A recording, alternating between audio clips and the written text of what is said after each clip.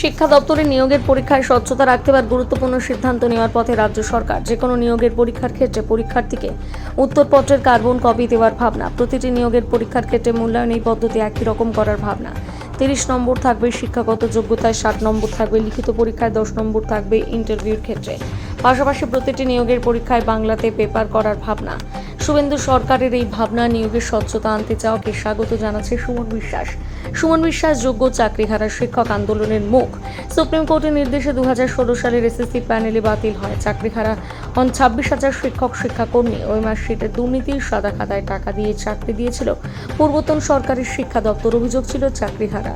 BJP সরকারের সদিচ্ছা আছে তাদের চাকরি ফিরিয়ে দিতে মনে করছেন সুমন।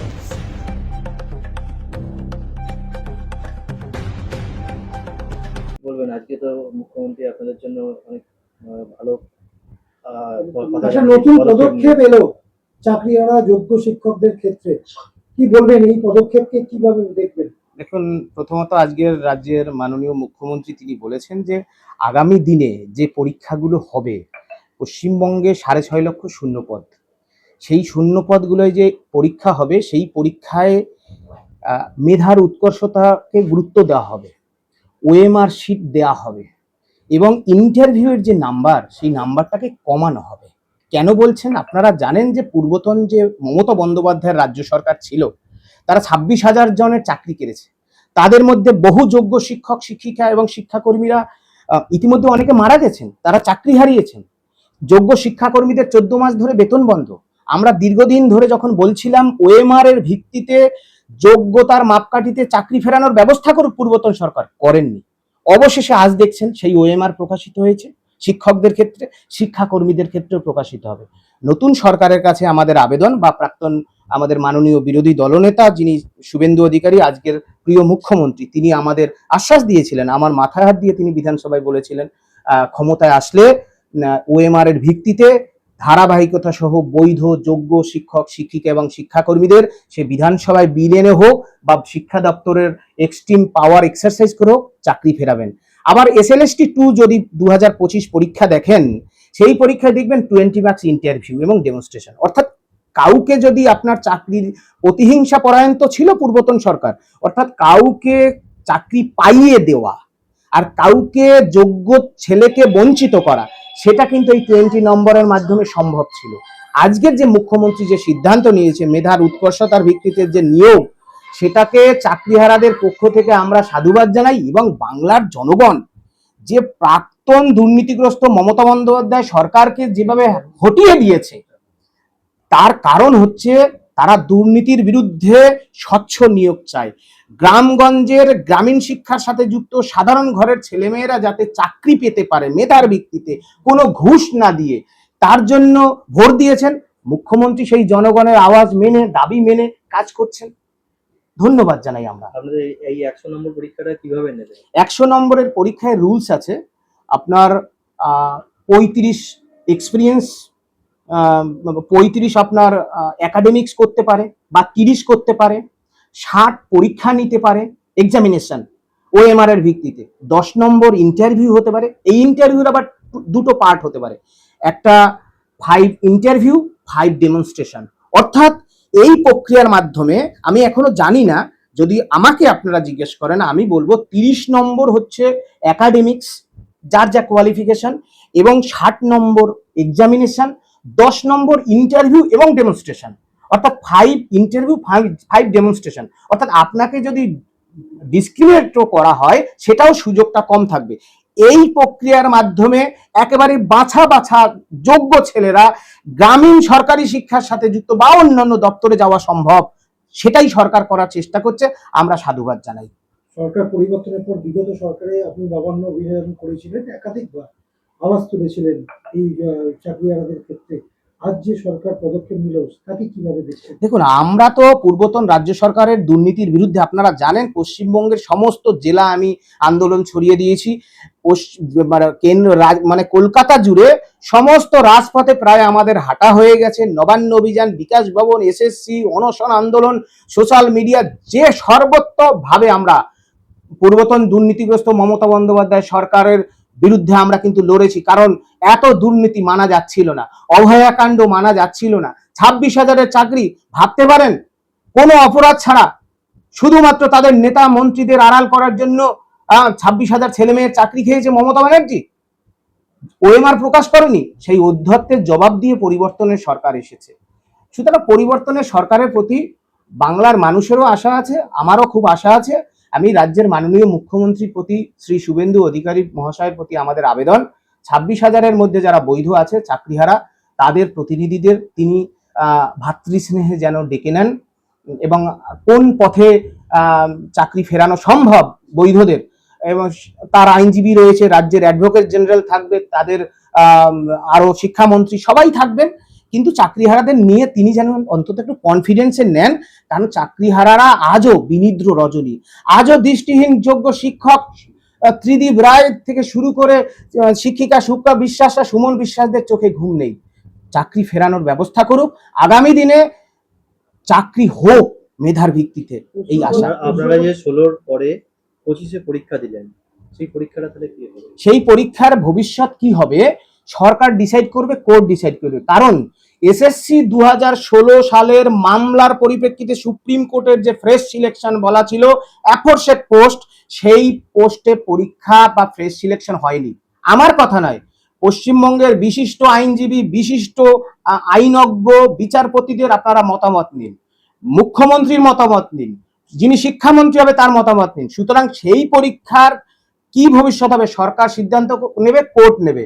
হোয়ারাজ এসএসসি 2016 সাল ওএমআর প্রকাশিত হয়েছে, সরকার যদি মনে করে on the basis CBI inquiry হয়েছিল, কোর্ট মনিটরিং, এই ওএমআর এর ভিত্তিতে কারা কারা যোগ্য আছে, টেন্টেটার আউট, তাদের নিয়ে একটা তালিকা প্রস্তুত করে বিধানসভায় বিল আনবে যে আমার সরকার, পূর্বতন সরকার পাপ করে গেছে, জনস্বার্থে, গ্রামীণ শিক্ষার স্বার্থে, জীবন জীবিকা রক্ষার স্বার্থে, সংবিধান রক্ষার স্বার্থে আমার সরকার সেই পূর্বতন সরকারের দুর্নীতির বিরুদ্ধে এই চাকরিগুলো ফিরিয়ে এদের জীবন বাঁচাবে।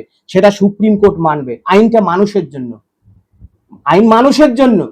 সুতরাং সুপ্রিম কোর্ট সেটা ভাববে। এই কথা বিরোধী দলনেতা, প্রাক্তন বিরোধী দলনেতা, আজকের আমাদের প্রিয় মাননীয় মুখ্যমন্ত্রীরও কথা আপনারা জিজ্ঞেস করবেন। সুতরাং আমরা মনে করি 16 সালের চাকরি ফিরে যাক, সরকার সিদ্ধান্ত নিক। আমি চাইবো না যে কোনো প্যানেল একটা যোগ্য চাকরিও বাতিল হোক, আমি এটা চাইবো না। আমি জানি কি যন্ত্রণা, আমার বেতন বন্ধ হয়েছিল, আমি বারবার থানায় থানায় আমাকে লক আপ করেছিল, আমি জেলবন্দি হয়েছি, আমি হেনস্থ হয়েছি, সেজন্য আমি এই ব্যথাটা অনেকের থেকে বেশি বুঝি। ওই জট না কাটলে, ওই জট যদি না কাটে নতুন করে রিপিট করতে পারবে মনে হয় আপনার?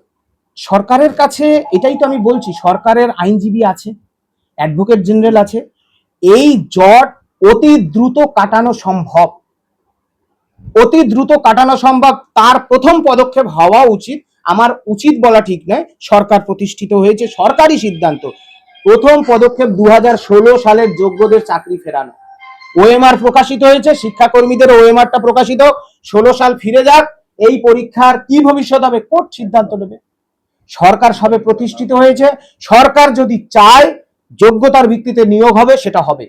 যারা 5 লক্ষ পরীক্ষা দিল 2025-এ, 5 লক্ষ যারা পরীক্ষা দিল 2025-এ, তাদের ভবিষ্যৎ কি হবে? তাদের ভবিষ্যৎ কোর্ট বলবে, আমি বলার কি। সরকার প্রতিষ্ঠিত হয়েছে।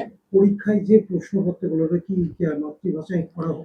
অবশ্যই যে কোনো প্রশ্নপত্র মাতৃভাষায় হওয়া উচিত, তারপরে ইংরেজি ভাষায় হোক, হিন্দি ভাষায় হোক, অবশ্যই মাতৃভাষায় হওয়া উচিত। এবং সরকারের প্রতি আমাদের এই আশা থাকবে যে প্রশ্নপত্র যাতে ফাঁস না হয়, মেধার ভিত্তিতে প্রশ্ন হাজার কঠিন হোক, কিন্তু একটা কাকপক্ষীয় যেন মেধা ছাড়া দুর্নীতির মাধ্যমে শিক্ষক নিয়োগ বা অন্যান্য দপ্তরে না যেতে পারে। কারণ গ্রামীণ শিক্ষাকে ধ্বংস করেছে, আপনারা তো দেখছেন 1806 জন শিক্ষকদের ক্ষেত্রে 3512 জন শিক্ষাকর্মী।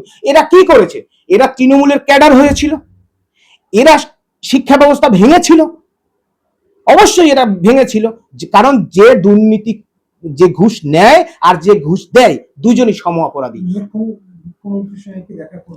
আমরা মাননীয় মুখ্যমন্ত্রীর প্রতি আমাদের আবেদন যে আমাদের ভাতৃস্নেহে তিনি যেন ডেকে নেন, নবান্নে একটা বৈঠকের আয়োজন করেন, এবং আমরা অতি শীঘ্রই আমরা আগামী সোম মঙ্গলবার চেষ্টা করছি রাজ্যের মাননীয় মুখ্যমন্ত্রীর সাথে আমরা সাক্ষাৎ করার, এবং সেটা হতে পারে আমরা আশায় আছি, কারণ আমরা তো নিরাশায় নেই। এই সরকার আমাদের, এই সরকার আমরা এনেছি।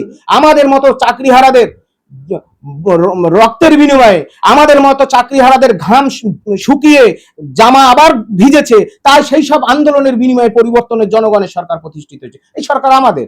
সুতরাং এই সরকারের সঙ্গে আমরা সুষ্ঠুভাবে, সরকার আমাদের ডেকে নেবে, আমাদের কনফিডেন্সে নিক, আমরা একটু শান্তিতে ঘুমোই, এই আশা আমাদের। আজকে কি মুখ্যমন্ত্রীকে ফোন বা কোনো কিছু করেছিলেন? আমি সরকার পরিবর্তন হওয়ার পর মাননীয় মুখ্যমন্ত্রী শ্রী শুভেন্দু অধিকারী মহাশয়কে সংগ্রামী অভিনন্দন, গৈরিক অভিনন্দন জানিয়েছি চাকরিহারাদের পক্ষ থেকে। এবং ইতিমধ্যেই 19শে মে 2026 আমি রাজ্যের মাননীয় মুখ্যমন্ত্রীকে যোগ্য শিক্ষক শিক্ষিকা শিক্ষাকর্মী এবং অনশনকারী মঞ্চের পক্ষ থেকে আমাদের সুনির্দিষ্ট দাবি এবং আবেদন নিয়ে আমরা ইতিমধ্যেই চিঠি করেছি, এবং সে আমার দৃঢ় বিশ্বাস সেই চিঠি তিনি পড়েছেন। শিক্ষা প্রতিমন্ত্রী ডক্টর শ্রী সুকান্ত মজুমদার মহাশয়ের সাথে আমরা ইতিমধ্যেই সাক্ষাৎ করেছি, আমাদের দাবি আবেদন তুলে দিয়েছি। আশা করি সরকার আমাদের দাবিটা ন্যায্য।